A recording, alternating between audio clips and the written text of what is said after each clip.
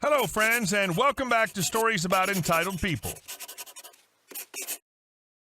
Nothing compares to a situation where crazy Karen creates a ruckus and then gets retribution in the form of an arrest and charges against her. More details in our first story, so get ready. But before we begin, don't forget to subscribe to our channel if you're new here and turn on notifications so you don't miss a new video every single day. Here we go. Karen says, "You will respect me," then gets what she deserves. This happened some years ago in my first year at college.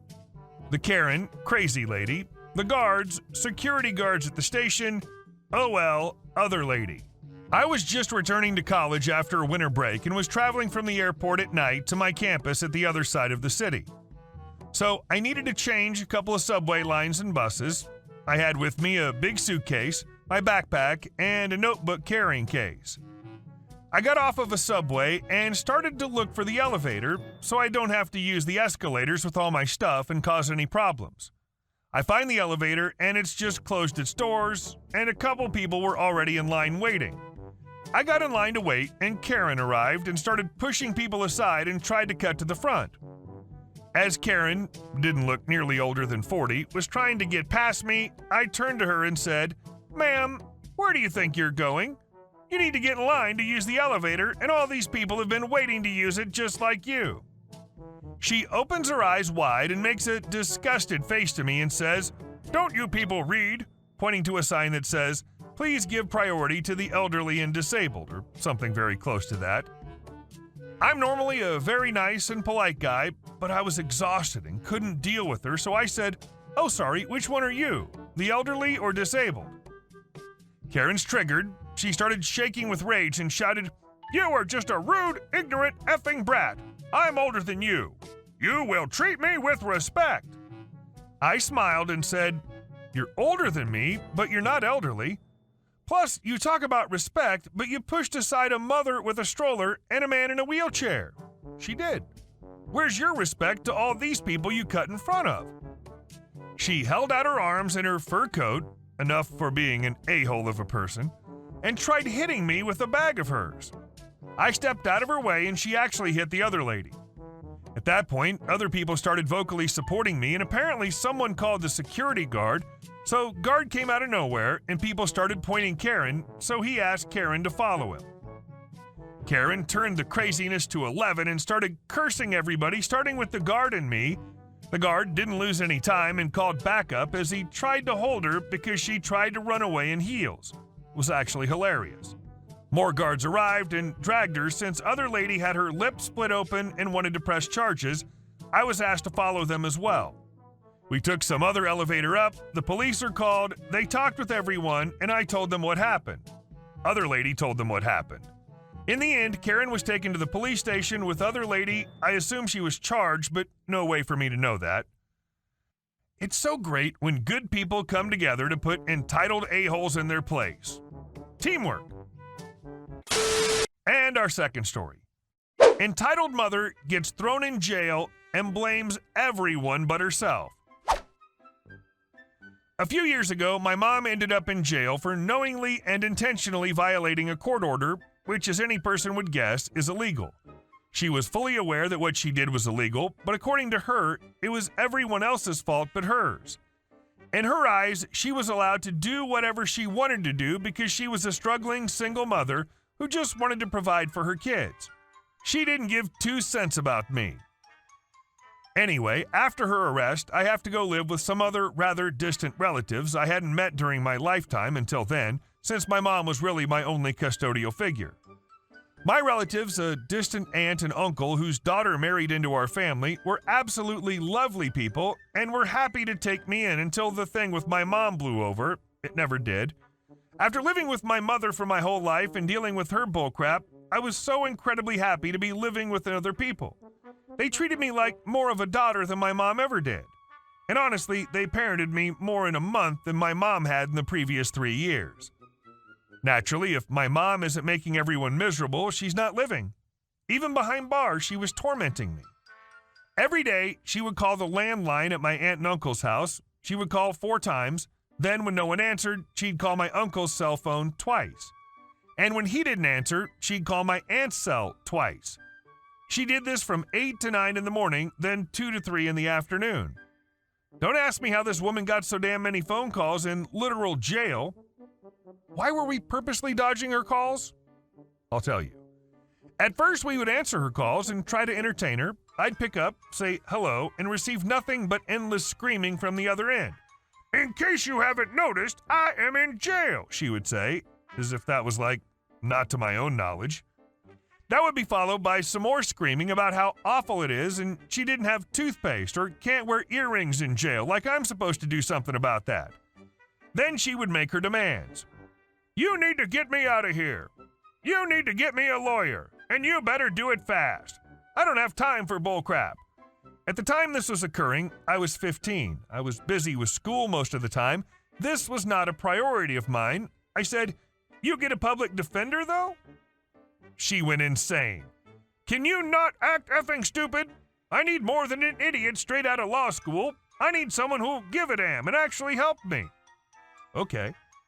My stupid teenage self actually sat down and went through the white pages calling attorneys and leaving voice messages. Most of them were confused as to why me, a child, was calling in for a grown woman. Pretty much every attorney I could get to call me back either said they didn't take cases such as my mom's, they were busy with other cases, or just a flat no because they didn't want to. All very valid reasons. My mom didn't like hearing this. She accused me of lying about calling any attorneys, and that I was just making crap up so that I didn't have to do anything. She asked why my aunt and uncle weren't helping me, and I just said, IDK. But really, they couldn't stand my mom. Soon enough, my mom took her demands a step further, telling me I needed to write into Dr. Phil, Nancy Grace, and Oprah. She said she needed her case to have national attention. I knew this was an effing stupid idea when I heard it. Like any of these people give a crap about my idiot mom getting herself tossed in jail, I did it anyway. I never got any responses, which I expected. Mom didn't like that one either. This is where we get super saiyan entitled mom. I was in a grocery store one day, and I saw one of my mom's old coworkers. My mom used to work at a thrift store that was affiliated with a women's charity organization. We said hello, and then he asks me, is your mom still in jail? I said yes, and asked how he knew about that. It was never on the news. He then told me that my mother had sent him a 15-page handwritten letter asking the organization to start an individual charity fund just for her to cover her bail, attorney costs, and court fees. Additionally, she asked that the minimum goal be $1 million. This is not a joke, okay? My mom, dead butt, tried to start a GoFundMe from behind bars. She didn't write into the local paper or maybe some personal friends. She had none. She wrote to an organization that helps women get into rehab programs and out of abusive marriages. This woman had the audacity to beg for money from a group that doesn't care about idiots in jail. Her argument? I'm a single mom. Being a single mom sucks and it's hard, but this woman did nothing to ever change our financial situation. She didn't work for nearly a decade for no reason other than laziness, briefly worked odd part-time jobs here and there, then stopped working again. My jaw dropped to the floor when her coworker told me this. Finally, one attorney I called before called me back and told me his rates, what he thought of the case, etc. I relayed this message to my mom, and what does she say? Why is he charging me? Did you tell him I'm a single mom? He should be taking my case for free. Obviously, I don't have that kind of money. Both I and my aunt and uncle were sick of this crap, so finally we unhooked the landline and only turned on our cell phones after 3 p.m. I literally don't know how I'm a product of my mom's genes. She's completely off her rocker. Edit. I reached out to my dad after never hearing from him for 18 years. I live in Florida now. As of a few years ago, I lived in another state when all this happened. And our next story. I'm not robbing this house, and I'm not a gardener either. This is my own house. So we moved into a new house a few years ago. 2 days after we got settled in, it's a gorgeous day, and I'm out tending the garden. If you live in Louisiana, you realize that nice days are few and far between. It's hot, and it's muggy. About 30 minutes after I start, this woman walks beside the house, compliments my garden, and asks how much my services cost. So I told her, "Ma'am, I don't do services." About this time, my husband walks out and puts something into the car. All perfectly fine, right? Nope. This woman decides to call the police and tell them we are robbing the place. I don't know if her watching my husband caused that thinking as he was pulling stuff out of the house and into the vehicle or what. Anyway, we were new neighbors, moved in like just a few days prior, so you'd think she would have seen us moving. 3 cops show up a few minutes after she left. We didn't know she'd called the cops. They pulled up while both of us were wondering what in the hell happened. Maybe someone we knew died or our kids got arrested. Neither. They said we were called in as an active burglar. We had to prove it was ours. She didn't even talk to us about it or mention robbery, although I guess in the moment she just lost it. People are crazy here. And our last story. He wanted to deduct 50% of the hauling costs from the agreed-upon sale price. I was selling a year-old couch for $180. Original cost $600 due to a move. I put the couch and price on the Facebook Marketplace after my research of similar items. I got 20-plus responses in a few hours, but most people wanted to get it on the weekend. One guy offered me $120 and could pick it up in 2 hours as he'd rented a U-Haul truck. I was like, this is okay. The earlier it goes, the better. I told the dude that it'll take 2 people to move this to his truck. He acknowledged. Here's how it went. The dude came alone to pick it up and asked me to help him move it in his truck. He acted surprised when I said, no, I have back issues and avoid lifting heavy stuff. He was like, you said 2 people. And he assumed I'll be the second person. Okay, after I said, no, I cannot, he went out of my house and came back again in 40 minutes with another person, hired from Dolly. He transferred me the dollars and started moving the couch with another person. When I checked the amount, it was $95. I asked him if he made a mistake, to which he told me, because you did not help. He hired someone from an app called Dolly and deducted 25 of the 50 he was paying him. Whoa, I asked him. He can't do that. We agreed on $120, which was already $60 less than asking, to which he replied, it's logical that I pay for mover person. If I didn't help, and now that the couch is in my driveway, 2 stairs down, what am I going to do anyway? Move it back with my broken back?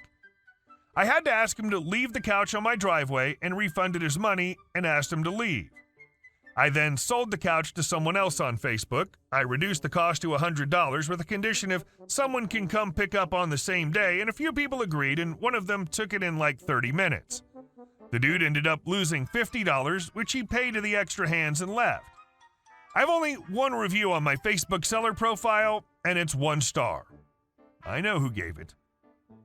F that guy. It's not his till the agreed-upon sum changes hands. Even then, it's his cost to move it, not your cost to sell it. Hey guys, thank you all for watching the video. I'll see you in the next one.